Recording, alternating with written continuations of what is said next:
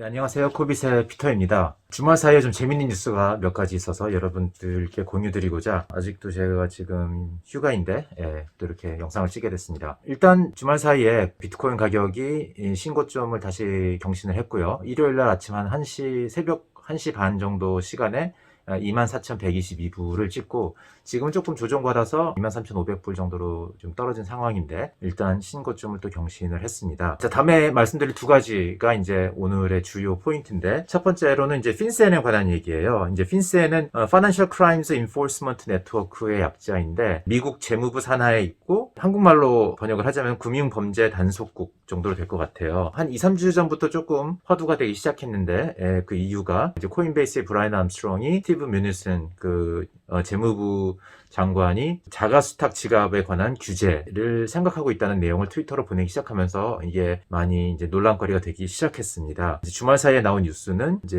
뮤니슨이 이제 공식으로 이 규제를 지금 제안을 했고요. 이제 내용을 보면은 구체적으로 가상자산 거래소나 가상자산 서비스를 제공하는 업체들이 그 자산이 외부로 송금이 될 때 만약에 3,000불 이상이면은 받는 사람들의 정보를 레코드 키핑을 하고 10,000불 이상이 되면은 그 내용을 핀센에 보고를 해야 된다는 그런 내용이 되어 있습니다. 그리고 이 제안을 해서 이제 15일간 여러 피드백을 받고 퍼블릭 커멘트를 받은 다음에 그 다음 단계로 넘어갈 거라는 이런 내용인데요. 물론 이제 트위터 상에서 보면은 엄청나게 많은 이제 반대 의견들이 나오고 있습니다. 근데 이게 트위터 상이라고 해서 무시하면 안 될 것이 트위터 상에 굉장히 영향력 있는 사람이 지금 많이 활동을 하고 있거든요.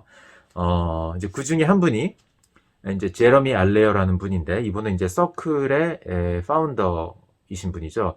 서클이라는 회사는 가상자산 OTC 트레이딩 컴퍼니예요. 그래서 여기는 골드만삭스가 투자를 한 걸로 잘 알려지기도 했는데 이분이 하신 말씀이 일단 이 스티브 뮤니신이 이번 내놓은 이 제안은 사실 몇 년 동안 계속 생각해왔던 거이다. 근데 이번에 이제 트럼프가 대선에서 지면서 물러나게 되니까 자기 자리도 이제 1월 30일까지밖에 안 되기 때문에 서둘러서 이거를 지금 제안을 한 거고 원래는 더 강하고 타이트하고 더 빨리 조속 처리를 하려고 그랬으나 이제 주위에 있는 사람들이 많이 반대를 해서 그나마 15일이라는 어떤 그런 퍼블릭 히어링을 듣는 기간이 덧붙여졌다고 합니다. 근데 일단은 이게 다른 정부 기관들, 뭐 예를 들어서 디파트먼트 오브 자스티스나 FBI나 그 각종 여러 정부 내 다른 이제 관련 기관들은 기본적으로 이거를 지지하고 있지 않다고 합니다. 왜냐하면 이런 그런 다른 정부 각종 기관들은 이 가상자산 업계의 여러 업체들과 테러리스트 자금이나 아니면 그 외에 자금 세탁을 방지하기 위해서 업체들하고 긴밀하게 협업 관계를 이미 형성을 하고 있기 때문에 이렇게까지 타이트하게 레귤레이션을 나올 필요가 없다는 그런 입장이라고 해요. 그래서 이 제레미 알레어가 얘기하는 거는 이번 제안은 결사적으로 반대를 할 것이고 더군다나 이번에 발표한 거는 그 미국의 그 Administrative Procedure Act를 위반하는 거다. 이게 뭐냐면은 연방정부 레벨에서 어떤 정책을 낼 때 따라야 하는 그런 그 프로시저가 있는데 그거를 따르지 않았기 때문에 필요하다면은 소송까지도 생각하고 있다고 아주 강한 내용의 트위터를 내보냈습니다. 그래서 이번에 보면서 느낀 게 뭐냐면은 이제 미국 정부 내 가상자산 업계에 영향력 있는 사람들의 영향력도 만만치 않구나 하는 걸 느꼈고요.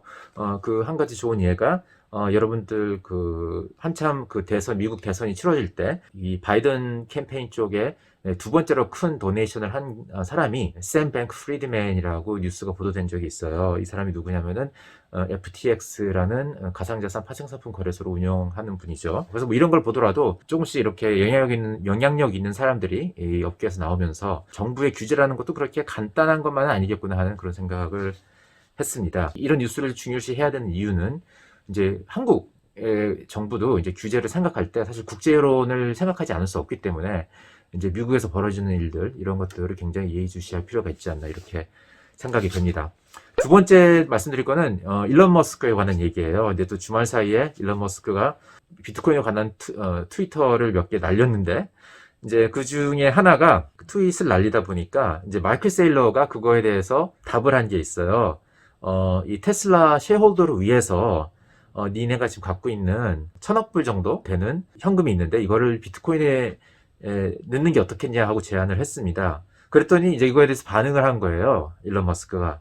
Are such large transaction even possible? 하고서 반응을 했어요. 대부분의 사람들이 뭐 그냥 무시할 거라고 생각했는데 이제 반응을 했다는 걸 보고서 이제 일론 머스크가 이거에 대해서 뭔가 조금이라도 고려를 하고 있지 않나 이제 사람들이 그렇게 생각하기 시작한 거죠. 이제 마이클 세일러는 이거에 대해서 가능하다. 자기도 이미 15억이 넘는 자금을 비트코인에 넣었다. 그래서 네가 만약에 원한다면은 오프라인으로 내가 그걸 어떻게 했는지 매뉴얼을 공유를 하겠다. 이렇게 또 답을 날렸습니다. 이제 그랬더니 마이클 세일러뿐만이 아니라 여러 그 업계 인사들이 일론 머스크 네가 만약에 하고 싶다면은 얼마든지 우리가 이렇게 저렇게 도와줄 수 있다. 뭐 이런 트위터가 계속 붙었는데 되게 재미있는 것 같아요. 그래서 실제로 모르겠어요. 이제 오프라인 상으로 마이클 세일러와 일론 머스크가 대화를 하고 있는지 어떤지는 모르지만은 상상만 해도 굉장한 임팩트가 있겠죠. 테슬라가 지금 엄청난 주식이었으니까. 그리고 지금 일론 머스크가 개인적으로 지금 세계에서 3위 안에 드는 부자가 돼버렸고 테슬라는 굉장히 영향력 있는 회사가 되었고 우리나라에 있는 웬만한 사람 다 아는 주식이죠. 만약에 비트코인을 산다면 엄청난 임팩트가 있을 것 같아요. 그리고 마이클 세일러가 만약에 성공적으로 설득을 한다면 여기서 끝나지 않겠죠. 지금 뭐 애플에 있는 팀 쿡이나 아마존의 제프 베조스나 페이스북의 마크 zuckerberg나 이런 사람을 만나면서 그들도 엄청난 현금을 갖고 있기 때문에 이 현금을 비트코인에 투자하는 그런 설득이나 노력이 있을 수 있으니까 마이클 세일러 진짜 말 잘하잖아요. 그러니까 굉장히 로지컬하기도 하고 그래서 그러한 일들이 벌어지는 게 전혀 이상하지 않는 그런 상황이 되고 있다라고 느껴집니다. 네, 오늘은 여기까지입니다. 안녕히 계세요.